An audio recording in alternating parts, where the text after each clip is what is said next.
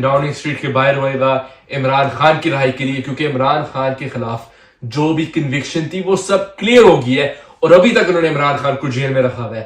تو سیدھا سیدھا آپ کے سامنے پاکستانیوں کہ انہوں نے عمران خان کو رہا نہیں کرنا ہے جب تک جو عوام ہے وہ کلیئر میسج نہ بھیجے کہ پاکستان صرف سٹیبلٹی کی طرف تب جا سکتا ہے جب پبلک مینڈیٹ بیکڈ گورنمنٹ آئے گی، اور وہ پبلک مینڈیٹ عمران خان کے ساتھ ہے اور ہم اس کے خلاف بھی پروٹیسٹ کریں گے.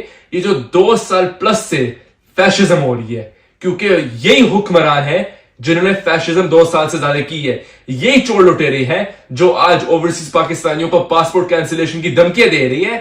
خود جب ان کی گورنمنٹ گرتی ہے، جب عوام ان کو کک مار کے نکالتی ہے آفس سے، یہی چور لٹیرے جو آج دھمکیاں دے رہی ہے دوسرے ملکوں میں بھاگ جاتی ہے. تو یہ ہمارے پہ بھی پاسپورٹ کینسل کریں گے. ان کا باپ کا ملک نہیں ہے پاکستانیوں، یہ آپ کا ملک ہے. تو آپ لوگ چارج لے، آپ لوگ اپنا ڈیموکریٹک رائٹ استعمال کرے اوورسیز پاکستانیوں، کیونکہ پاکستان میں جو پاکستانیوں کے حقوق ہے وہ ان چوروں نے چھین لیے ہیں. جیسے انہوں نے پیسے پاکستانیوں کے چھینے ہیں، ویسے ہی انہوں نے ابھی حقوق چھین لیے ہیں. تو اس لیے ضروری ہے کہ جو اوورسیز پاکستانیز ہے وہ اپنی آواز بلند کرے، وہ اپنے ڈیموکریٹک رائٹس ہے، جیسے جو یو کے میں ہمیں رائٹ ہے فریڈم آف ایکسپریشن کا، اس کو آپ لوگ ایکسرسائز کریں، پاکستان کی آواز بنے. کیونکہ یہ جو چور لٹیرے کہہ رہی ہے کہ اوورسیز پاکستانیز بدنام کر رہی ہے پاکستان کو، خود ان سے ورلڈ لیڈر سے بولا نہیں جاتا ہے، خود یہ پیپر کے بغیر بول نہیں سکتے ورلڈ لیڈرز کے ساتھ، اور یہ ہم اوورسیز کو بولے گے کہ ہم بدنام کر رہے ہیں پاکستان کو، جب پورے انٹرنیشنل سٹیج پہ دنیا دیکھ رہی ہے کہ انہوں نے کیسے پاکستان کو تباہی کی طرف یہ لے کے گئی ہے، کیسے انہوں نے خواتین تک کو نہیں چھوڑا ہے، ان کے خلاف تک انہوں نے فیشسٹ اٹیک کیے ہیں. اوورسیز پاکستانیوں، آپ لوگ پاکستان کی پرائیڈ ہے، آپ لوگ پاکستان کی آواز ہے، آپ لوگ اس پاکستان کی آواز ہے جس پاکستان نے ہزاروں قربانیاں دی ہے. آپ لوگ ان کی آواز ہے جنہوں نے 20 سال پلس سٹرگل کی ہے کہ ایک نیا پاکستان بنے، ایک بہتر پاکستان بنے، جہاں جو کامن مین ہے اس کی بھی اتنی آواز سنائی جائے جتنی ان چوروں لٹیروں کی ہوتی ہے. ایک کامن مین کے اتنے حقوق ہوئے جتنے نواز شریف کی فیملی کی ہوتی ہے. تو پاکستانیوں پلیز آپ لوگ نکلے، آپ لوگ ایک سٹرونگ میسج سینڈ کرے گورنمنٹ کو کہ فیشزم 2 سال پہلے نامنظور تھا، 2 سال بعد بھی نامنظور ہوئے گا، آخری سانس تک نامنظور ہوئے گا، اور ہم صرف عمران خان کو چاہتی ہے گورنمنٹ میں کیونکہ پبلک مینڈیٹ خان کے ساتھ ہے. لیکن پاکستانیوں یہ یاد رکھے کہ عمران خان کو انہوں نے تب چھوڑنا ہے جب آپ نکلے گے.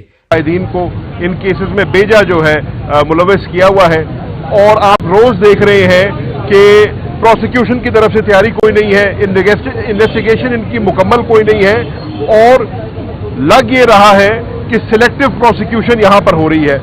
آج میں اپنی کیا بات کروں گا، میں آج شاہ محمود قریشی صاحب کی بات کرنا چاہ رہا ہوں، اور جو کچھ ان کے ساتھ پچھلے 48 گھنٹوں میں 24 گھنٹوں میں ہوا ہے میں اس پہ بات کرنا چاہ رہا تھا. آپ کے علم میں ہے کہ یہاں پر شاہ محمود قریشی صاحب اڈیالہ جیل سے ان کو لایا جاتا ہے، اور ایک ایسا شخص جو 2 دفعہ اس ملک کا وزیر خارجہ رہا ہے، جس نے 10 مرتبہ مختلف ایوانوں میں پاکستان کی نمائندگی کی ہے، اس کو ہتھ کڑیوں میں اور بیڑیوں میں ڈال کر جو ہے پیش کیا جاتا ہے کورٹ میں. اس کی جتنی مذمت کی جائے وہ کم ہے.